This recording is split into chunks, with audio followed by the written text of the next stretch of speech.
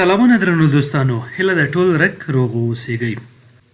د احساس ټي وي یوټیوب چینل ته ستړي مه شئ. نن ورځ بیا هم تاسې ته په جرمني هیواد کې د یو بل مشهور پوهنتون کارل شوچچول ته د غوښتنلیک د استولو طریقه په پښتو ژبه درښایو.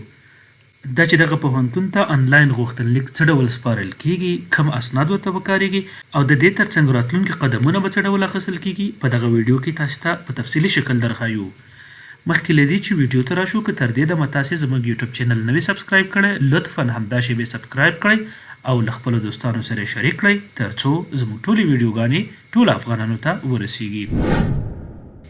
درنو دوستانو، له دې نه وړاندې موږ ټولې ویډیوګانې د ماسټرۍ برنامې لپاره د غوښتنلیک استولو په طریقه باندې جوړې کړې وي. نن ورځ به موږ هڅه وکړو چې د لیسانس یا بیچلر لپاره د غوښتنلیک د استولو طریقه تاسو ته په دغه ویډیو کې دروښایو. درنو دوستانو، که تاسې په جرمني هیواد کې د کارل شوچچول یونیورسټۍ ته د غوښتنلیک استولو لیواله یاستئ، نو تاسې باید دغه اسناد له وړاندې څخه د ځان سره ولرئ. د دې ترڅنګ له تاسو څخه نور اسنادونه هم غوښتل کیږي، خو هغه د دغه پروسې بعدي برخه ده. کوم اسناد چې مهم دي او تاسې باید اوس مهال د ځان سره په لاس کې ولرئ، هغه دي خپله سی وي به جوړه کړئ، د 12م صنف څخه د فراغت سند یا شهادتنامه باید په لاس ولرئ، موټیویشن لیټر باندې به وروسته تاسو تفصیلي خبره هم وکړم. په دغه ویب سایټ کې د موټیویشن لیټر اړوند معلومات شته دی چې په کومو اصولو برابر موټیویشن لیټر دوی غواړي. د دې ترڅنګ پاسپورټ یا تذکره باید د ځان سره ولرئ. نو درنو دوستانو، که تاسې غواړئ چې خپل غوښتنلیک وسپارئ، نو لومړی به راشئ دلته به د دغه پوهنتون ویب سایټ سرچ کړئ یا به یې دلته ولیکئ. ما له وړاندې څخه کولاو کړی هم دی او بیا هم دغلته به زه لینک ورکړم او که تاسې دغه لینک دلته نشئ پیدا کولی، نو د دغه ویډیو د ډسکرپشن په برخه کې هم موندلی شئ. دلته به تاسې راشئ، په دغه ځای کې به ولیکئ کارل شوچچول، دلته تیار لیکل شوی دی .de. دا به تاسو دلته سرچ کړئ.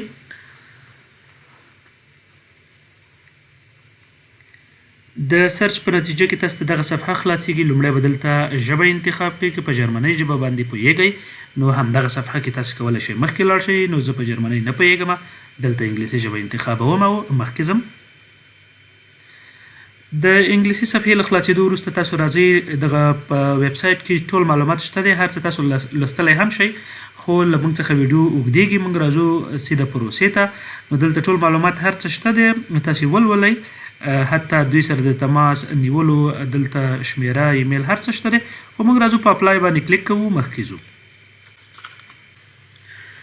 ښه درنو دوستانو، په اپلای له کلیک کولو وروسته تاسو ته دغه صفحه خلاصیږي. که تاسې چېرته له وړاندې په دغه صفحه کې اکاونټ لرئ، نو کولی شئ دغه ځای نه لاګین شئ. مثلا زما اکاونټ شته دی، خو که تاسې اکاونټ نه لرئ نو لومړی به راشئ دلته به خپل اکاونټ جوړ کړئ. مثلا زه لومړی یو کې اکاونټ جوړول غواړم چې تاسې ته طریقه لا واضحه او اسانه شي. دلته خپل نوم ورکئ، دلته به خپل لاست نیم ورکئ، دلته به خپل جنډر انتخاب کړئ یا جنسیت به انتخاب کړئ. د دې ترڅنګ تاسو د کوم ملک اوسیدونکي یاستئ نو راشئ دلته خپل ملک وپلټئ، مثلا افغانستان. خپل ایمیل ادرس دلته ولیکئ.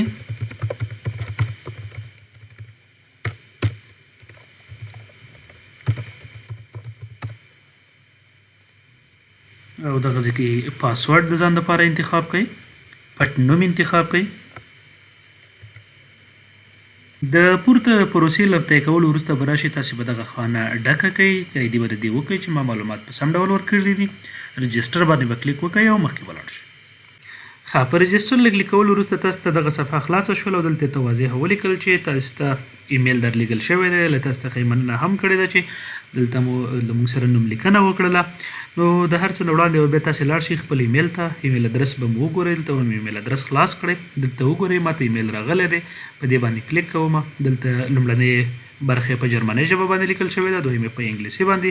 نو د دې ځای څخه تاسو خپل ایمیل کنفرم کړئ او مخکې لاړ شئ. ښه، ایمیل کنفرم شو. اوس تاسو راتلی شئ دلته اوس خپل ایمیل ورکئ، په اسانۍ سره کولی شئ لاګ ان شئ.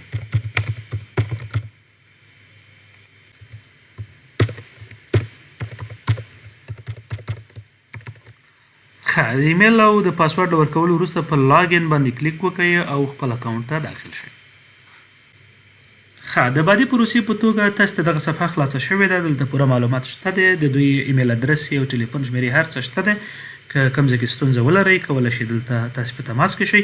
خو موږ راځو خپل غوښتنلیک پیلوو چې ویډیو راڅخه اوږده نه شي. نو دلته راځو خپله برخه انتخابوو چې کومه برخه کې موږ غواړو خپلې زده کړې مخکې یوسو، چې ماسټري، لیسانس، ایکسچینج یا پریپریشن پروګرامز. مخکې موږ یادونه وکړه چې موږ به دا ویډیو په بیچلر یا لیسانس باندې جوړوو. نو راځو دلته په بیچلر باندې کلیک کوو او دلته به وګورو چې کم کورسونه د دوی سره شته دي. تاسو چې هرې برخې ته غواړئ چې نوملیکنه وکړئ دلته شته دی. آرټس اینډ منیجمنټ شته دی، که نه سټیزنشپ اینډ سیویک انګیجمنټ شته دی، ډېرې برخې دي.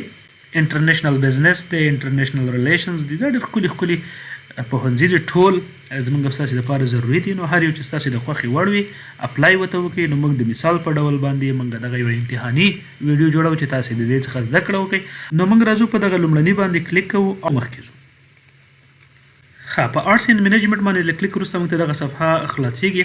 دلته به ستاسې یو څه معلومات له وړاندې وي، یو څه به تاسې نور ولیکئ. مثلا خپل ټایټل به دلته ولیکئ، میسټر ولیکئ، راشئ دغه شان ته ولیکئ. دا ما له وړاندې څخه لیکلی دی. دغه برخې چې دي دا مهمې دي. د سور ټکی چې ورته دا کوم ته چې سور ټکی نشته دی دا مهمې نه دي. که یې پرېږدئ ستاسې په غوښتنلیک باندې کوم اثر نه اچوي، که یې ولیکئ نو ستاسې غوښتنلیک لا قوي کولی شي. زه د دې دپاره ترې صرف نظر کېږم چې زموږ دغه ویډیو اوږدېږي. دلته خپل تاریخ تولد ولیکئ.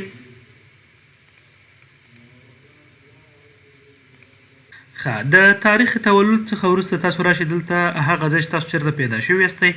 مثلا زه اسداباد کې پیدا شوی یم. کوم هیواد کې؟ په افغانستان کې پیدا شوی یم. جنډر تاسې له وړاندې څخه لیکلی دی او نیشنلټي به بیا هم دلته انتخاب کړئ چې مثلا موږ تاسې د افغانستان یو. که دویمه نیشنلټي لرئ نو دلته دا ځای انتخاب کړئ او دلته یې ورته ولیکئ. که یې نه لرئ دلته ولیکئ چې نو سیکنډ نیشنلټي. له دې څخه وروسته راځئ تاسې خپل ادرس ورکوئ. مثلا دلته ما له وړاندې لیکلی دی اسداباد کونړ افغانستان. دلته به راشئ پوسټل کوډ بیا ورکوئ. د کونړ 2801 دی او دا اسداباد ښار دی افغانستان. او دلته راشئ خپله د ټلیفون شمیره ولیکئ او د دې نه وروسته په سیو اینډ کنټینیو باندې کلیک وکړئ او مخکې لاړ شئ. ښه د دغه معلوماتو له خوندي کولو وروسته تاسو ته دغه صفحه خلاصیږي. تاسو راشئ دلته لیکلي دي ټایپ اف انرولمنټ. دې کې تاسې فرست ټایم سټوډنټ انتخاب کړئ او تاسې کوم کال کې غواړئ چې هلته خپلې زده کړې پیل کړئ. 2022 کې، 23 کې، 24 کې. مثلا دا 2022 اوسنی کال دی. وینټر کې دوی دغه زده کړې پیلوي. دا تاسې نشئ انتخابولی چې دلته تاسو سمر انتخاب کړئ. بعضې پوهنتونونه وي د سمر برخه هم لري، د وینټر برخه هم لري. نو دوی دا یوه برخه لري سیو اینډ کنټینیو. هغو معلوماتو له خوندي کولو وروسته تاسې دغې صفحې ته راځئ. دلته سټډي فاینانسینګ تاسو ته لیکلی دی. تاسې به دلته خپل دلیل ورته لیکئ چې تاسو څه ډول زده کړې دلته کول غواړئ. مثلا سیلف سپورټ یعنې په خپله پیسې ورکوئ، یا سپورټ بای پیرنټس او انډیویژول سپانسر، یا بل څوک هم سپانسروي، یا یې والدین پیسې درکوي. سکالرشپ ته په تمه یاستئ ځکه 80 تر 90% پوهنتونونه په یوروپ کې یا په نړۍ کې چې دی دوی خامخا د سکالرشپ برخه لري. ممتازو زده کوونکو ته دوی سکالرشپ ورکوي. یا سټډي لون اور سیملر دا یو پروګرام وي په غربي دنیا کې عموما چې زده کوونکو ته پور ورکول کېږي او د هغې په بدل کې دوی بیا یو څه سود یا ګټه بېرته واپس کوي. نو که تاسې د کومې برخې څخه غواړئ خپلې زده کړې مخکې یوسئ. زه مثلا دلته غواړم چې سیلف سپورټ په خپله باندې هم سپورټوم او سکالرشپ هم. مثلا دا که زما چې ته دغه ډاکومنټس یا تحصیلي اسناد د دې جوګه وي چې زه وکولی شم چې خپل سکالرشپ لاسته راوړم، زه غواړم چې د دغې موقع نه هم استفاده وکړم. دلته ورته یو دلیل ولیکئ، مثال خبره مثلا تاسو سیوینګ لرئ، تاسو څه شی لرئ که نه، یا کوم سکالرشپ تاسې لاسته راوړی دی یا چېرته مونږ کار کړی دی. ته ورته وایي چې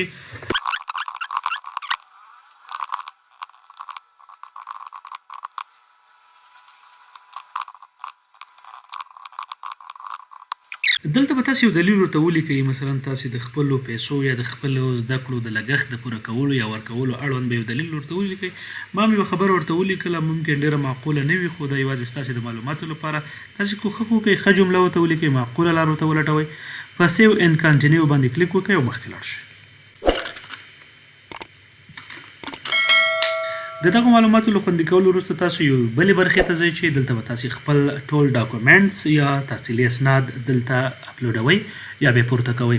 نو مخکې موږ یادونه کړې وه چې له تاسو څخه په دوو برخو کې معلومات غوښتل کېږي چې یو ایزنشل دي یو نن ایزنشل دي یا ایډیشنل ډاکومنټس دي. ایزنشل ډاکومنټس هغې ته ویلی کېږي چې مثلا دا ضروري دي چې باید یې همدا اوس موږ اپلوډ کړو. که دا موږ اپلوډ نه کړو زموږ او ستاسې دغه نوملیکنه مخکې نه ځي. خو دغه ایډیشنل ډاکومنټس داسې دي چې که تاسې اوس په لاس کې ونه لرئ نوملیکنه مو کېږي. د پوهنتون اداره به ستاسې دغه اسناد ګوري. که تاسې په شرایطو برابر وي له تاسو څخه به دغه اسناد هم غوښتل کېږي چې د کې د انګلیسي ژبې سند دی، ستاسو یو انځور دی، د دې ترڅنګ ستاسو صحي بیمه ده، بیا هم ډیپلوم او ټرانسکریپټ به له تاسو نه غوښتل کېږي او د دې ترڅنګ که تاسو چېرته کار کړی وي یا مثلا یا اضافي نور سرټیفیکیټونه لرئ هغه به هم دلته اپلوډوئ. اوس مثلا مخکې موږ یادونه کړې وه د لیټر اف موټیویشن. دلته معلومات شته دی. په دې انفو باندې تاسو کلیک وکړئ چې تاسو نه په لیټر اف موټیویشن کې څه شی غوښتل کېږي. د لیټر اف موټیویشن په هکله باندې تاسو په انفو باندې کلیک کړی دی او تاسو ته دغه صفحه خلاصه شوې ده چې دلته به تاسو ته د لیټر اف موټیویشن په هکله باندې معلومات درکوي چې دوی په کومو برخو باندې مشتمل لیټر اف موټیویشن له تاسو څخه غواړي. یعنې دلته بعضې پوښتنې شوي. دلته ډېر معلومات د دغه پروسې اړوند شته دی، تاسې به پیدا کوئ. دلته د لیټر اف موټیویشن ان انګلیش دلته لیکلي دي ښکاره. مثلا تاسې په دغه پوښتنو باندې مشتمل لیټر اف موټیویشن ولیکئ. په دغه پوښتنو باندې مشتمل په دې معنی چې تاسې منطقي دلایل ولیکئ، ښه ښکلی ولیکئ، له یوې څخه تر 2 صفحو موټیویشن لیټر ولیکئ، له دې څخه پورته مه ځئ. مثلا تاسې نه پوښتنه کړې ده چې why did you choose Cornell as your future university؟ تاسې دغه پوهنتون ولې انتخاب کړی دی؟ Have there been personal experience that you took in consideration while choosing a university؟ تاسې نه داسې پوښتنه کړې ده مثلا چې تاسې شخصي داسې کومه تجربه لرئ چې تاسې غور او فکر په دې باندې کوئ چې یو پوهنتون څه ډول انتخاب کوئ. خپله هغه تجربه به ورسره شریکوئ، خپل عقل وکاروئ چې تاسې پوهنتون انتخابوئ، کومو برخو ته یې ګورئ، په کومو اصولو باندې تاسې یو پوهنتون د ځان دپاره انتخابوئ. مثلا بیا د دغه پروګرام په اړه باندې تاسې نه پوښتنه کړې ده که نه، تاسو چې کومه پوهنځی انتخاب کړی ده، مثلا موږ آرټس انتخاب کړل وړاندې، د دغه پروګرام په اړه باندې تاسې نه پوښتنه کړې چې تاسې ولې په دې کې لیوالتیا لرئ چې دغه پروګرام مو انتخاب کړی دی. تاسې ولې فکر کوئ چې تاسې به یو بریالی زده کوونکی یاستئ او تاسې له فراغت وروسته خپل خوبونه یا راتلونکی څه ډول تاسې انځورولی شئ. دا پوښتنې دي، ځواب یې کوئ پکې په انګلیسي ژبه باندې ښکلي ولیکئ، دغې باندې تاسې یو موټیویشن لیټر ولیکئ او دلته به اپلوډوئ. مثلا ما له وړاندې نه لیکلی دی، که زه اوس لیکمه دا وخت اخلي، راځمه او دلته همغه کومه برخه چې ما انتخاب کړې ده راځمه د هغې نه انتخابوم، موټیویشن لیټر دا اپلوډوم.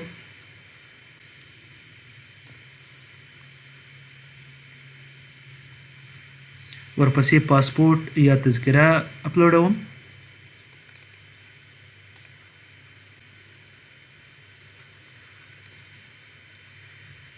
بیا خپله سی وي دې ځای کې اپلوډوم.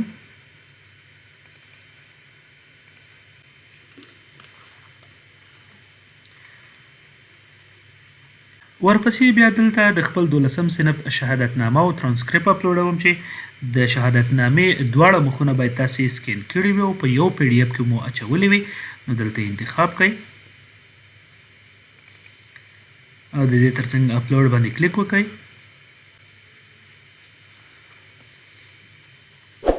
ښه، دغه برخې بشپړې شولې. نو اوس راشئ تاسې دلته د ایډیشنل ډاکومنټس. نو دې کې تاسې په دې ټولو باندې که په لاس کې لرئ خو اپلوډ یې کړئ، دا تر ټولو غوره خبره ده. که یې نه لرئ، مثلا فی الحال تاسو دغه ډاکومنټس په لاس کې نه لرئ، نو راشئ دغه خانې ټولې ډکې کړئ چې دا معنا چې موږ به دې ته په سلسله وار شکل باندې بېرته راشو.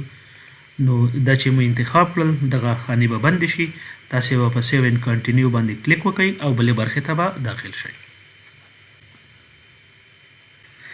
ښه، بل پړاو د سبمیشن اف یور اپلیکیشن دی چې تاسې خپل اپلیکیشن نور سپارئ. دلته معلومات لیکلي دي، تاسې د اپلیکیشن یا غوښتنلیک اړوند هر څه لیکلي دي. دلته له تاسې نه قول هم اخلي چې مثلا تاسې دغه معلومات لوستي دي، څونه معلومات چې تاسې ورکړي دا دقیق دي.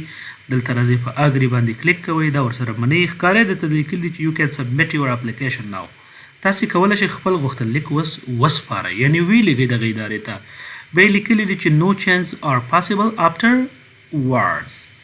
ښکاري درته لیکلي دي که مثلا تاسې دا یو ځل سبمیټ کوئ بیا تاسې دې کې تغییر نشئ راوړلی. نو ښه خبره دا ده چې تاسې یو وارې خپل ټول اپلیکیشن وګورئ. مثلا که تاسې دغه پروګرام باندې خوشحاله نه یاستئ، دلته ښکاري تاسو ته لیکلي چې اپلای فار انادر پروګرام. تاسې د بل پروګرام دپاره هم سر له اوسه اپلای کولی شئ.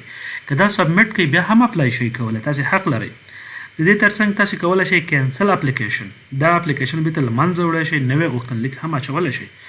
نو موږ معلومات په دقیق ډول باندې ورکړي دي، سم دي، او دا چون امتحاني ویډیو هم ده، ډیره مهمه هم نه ده زموږ دپاره چې مثلا موږ نه که کوم ځای کې سپیل غلطي شوي یا څه، خو یوازې موږ تاسو ته په دې باندې طریقه درښایو. تاسې ټول نوم خپل یا ټول معلومات دا د تذکرې او د پاسپورټ له طریقه ورکړئ، د خپلو تحصیلي اسنادو له طریقې ورکړئ چې سبا ورځ د کومې ستونزې سره مخ نه یاستئ. درنو دوستانو، تاسې اکثر له یادونه او پوښتنې د دې کوئ چې دغه پوهنتون فیس څومره اخلي. نو درنو دوستانو، د کارل شوچچول پوهنتون میاشتنی فیس 690 یورو دی. د یوازې د پوهنتون دی او ستاسې د اوسېدنې لګښت ستاسې نوره مصرف دی. خو یوه یادونه کوو درنو دوستانو چې د کارل شوچچول پوهنتون د ماسټرۍ، لیسانس یا پریپریشن یا ایکسچینج پروګرامونو د ټولو برخو فیس یو شانته دی، یعنې 690 یورو به تاسې میاشتنی فیس ادا کوئ. نو راځو په سبمیټ اپلیکیشن باندې کلیک کوو او پروسه پای ته رسوو.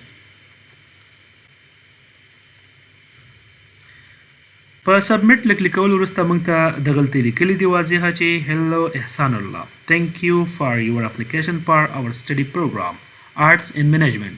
We are now checking your documents and we will get in touch with you as soon as we have finished. لیکلي دي چې ستاسو غوښتنلیک موږ ته راورسېده، موږ ستاسې اسناد په سم ډول باندې څېړو، دقت پکې کوو او د هغې نه وروسته څومره چې زر کیدای شي موږ به تاسې ته بېرته راشو. نو درنو دوستانو، دا وه په جرمني هیواد کې د کارل شوچچول پوهنتون ته د غوښتنلیک استولو طریقه چې له تاسو سره مو شریکه کړه. لطفا زموږ یوټیوب چینل بیا هم سبسکرایب کړئ، له دوستانو سره شریک کړئ تر څو زموږ له ټولو تعلیمي ویډیوګانو څخه برخمن شئ. تر بیا ښې چارې، ښه وختونه.